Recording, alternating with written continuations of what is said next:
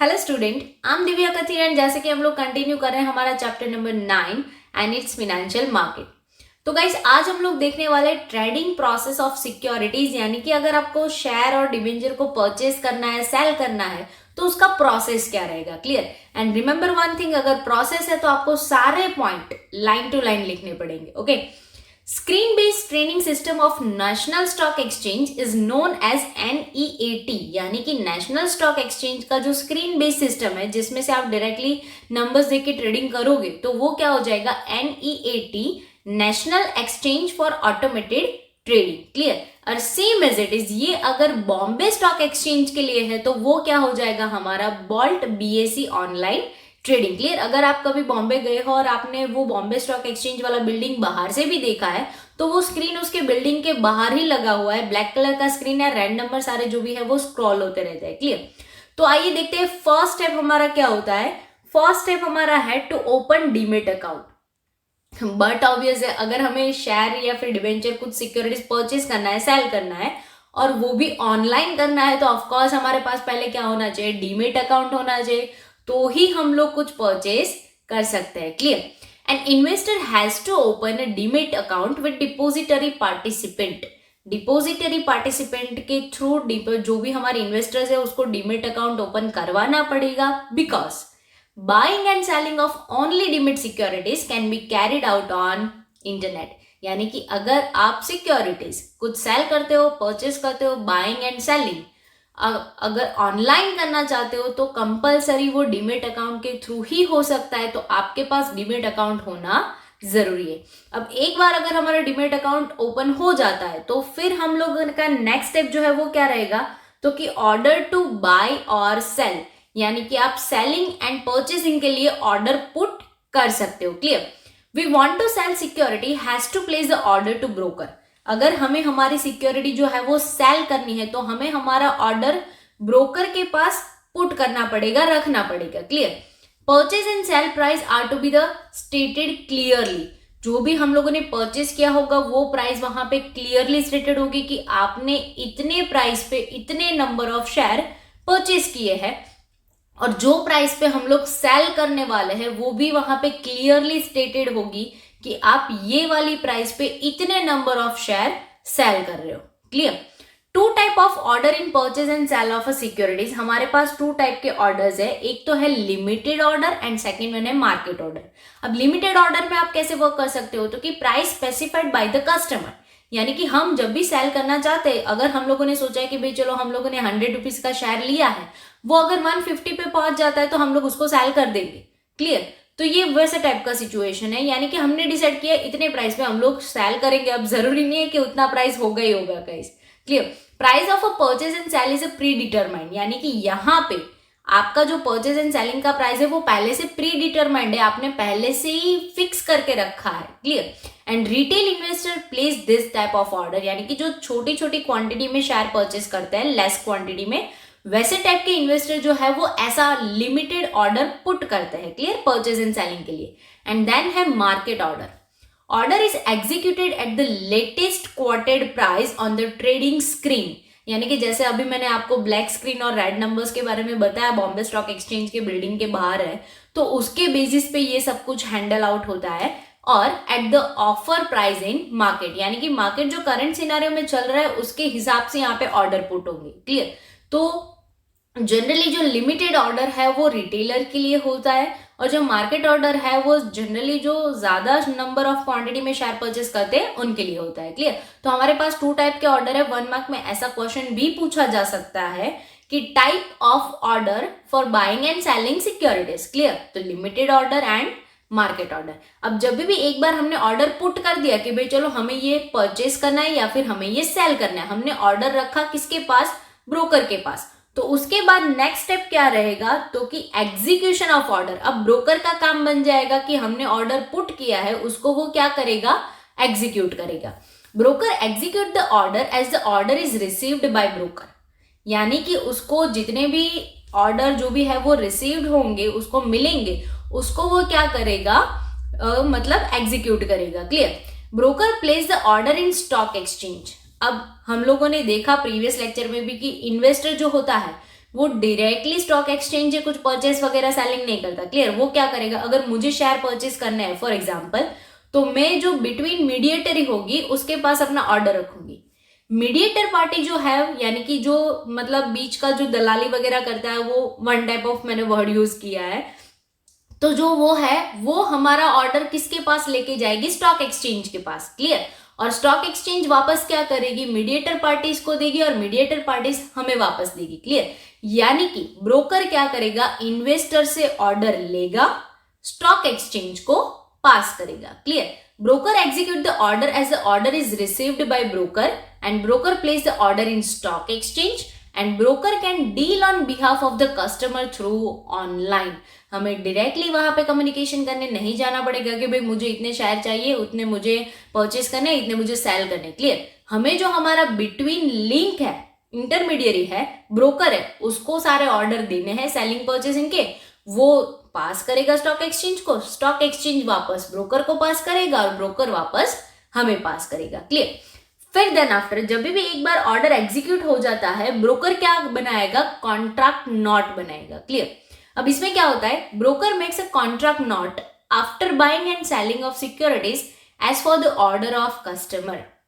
अब कस्टमर के बिहाफ में उसने क्या किया है, स्टॉक एक्सचेंज से हम लोगों ने जो ऑर्डर पुट किया था वो एग्जीक्यूट करवाया, यानी कि अगर हमने परचेसिंग का रखा है ऑर्डर, तो उसने क्या किया है, स्टॉक एक्सचेंज से उतने शेयर परचेस किए। क्लियर? और फिर अगर हमने सेलिंग किया है तो उतने उसने क्या किया है, स्टॉक एक्सचेंज को सेल किया है। क्लियर? तो वो क्या करेगा, ये सब कुछ नोट डाउन करेगा। Contract note is a confirmation when deal is done. Contract note जो है वो कंफर्म हो जाएगा जब भी डील डन हो जाएगा, यानी कि जो ब्रोकर है उसका डील स्टॉक एक्सचेंज के साथ सारा वर्क कंप्लीट हो जाएगा, deal done. Clear? Broker send contract note to the customer within 24 hour after the deal.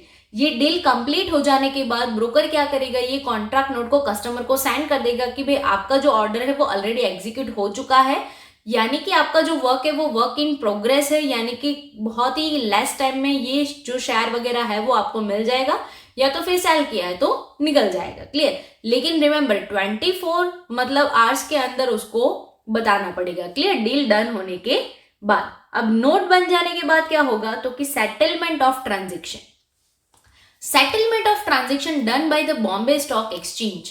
अब ऑर्डर तो हमारा जो ब्रोकर के थ्रू वहां पे चला गया है, तो स्टॉक एक्सचेंज क्या करेगा, तो कि वो सेटलमेंट करेगा, यानी कि कस्टमर के नेम का वहां से वो इश्यू करेगा शेयर या फिर डिबेंचर, और अगर सेल करना है तो उसका प्रोसेस रहेगा। Settlement of a transaction done by Bombay stock exchange, NSCCL यानी कि national securities clearing corporation limited perform the settlement of transaction done in national stock exchange। National stock exchange में ये सारे परफॉर्मेंस डन हो जाता है, तो उसके बाद ये लोग क्या करेंगे, अपना आगे का प्रोसेस कंप्लीट करेंगे। क्लियर? फिर देन आफ्टर है ट्रांजेक्शन सेटल हो जाएगा, यानी कि स्टॉक एक्सचेंज से भी कंफर्मेशन आ गया है कि भाई चलो ये कस्टमर को इतने शेयर जो है वो प्रोवाइड किए जाते हैं, या फिर इतने जो शेयर है उसने सेल करने थे वो हो रहे। क्लियर? फिर then after payment of amount and delivery of securities. अगर आपने परचेस किया है तो आपको शेयर की डिलीवरी मिलेगी, अगर आपने सेल किया है तो आपको मनी मिलेंगे। क्लियर?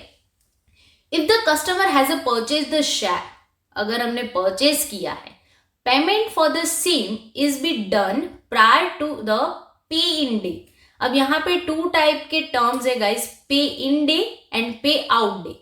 यानी कि पे इन डे क्या होगा कि आप जब भी ब्रोकर को भेजते हो एंड ब्रोकर जो है वो स्टॉक एक्सचेंज को भेजेगा, तो ये टाइम पीरियड जो है वो क्या है, पे इन डेज है। एंड देन आफ्टर वहां से जो हमें रिटर्न मिलेगा, रिसीव होगा हमारे पास स्टॉक एक्सचेंज से ब्रोकर एंड ब्रोकर से कस्टमर यानी कि इन्वेस्टर, तो वो क्या हो जाएगा, पे आउट डे हो जाएगा। क्लियर? यानी कि आपको अगर परचेस करना है तो आपको पे इन में पे करना पड़ेगी, यानी कि जब भी जा रहा है ट्रांजेक्शन हमसे ब्रोकर तक, ब्रोकर से स्टॉक एक्सचेंज, तो उसी टाइम पीरियड के दौरान हमें पेमेंट कर देना पड़ेगा। Clear? If the share have been sold, delivery of a share is to be the done prior to pay in day. यानी कि अगर आप जो शेयर है वो सेल कर रहे हो, आपको नहीं चाहिए by any how. Clear?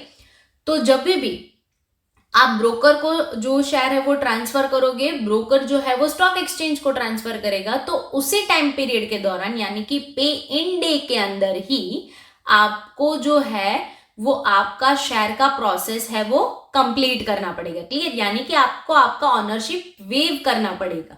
Okay, if customer has a purchase share, delivery done to him on pay out day.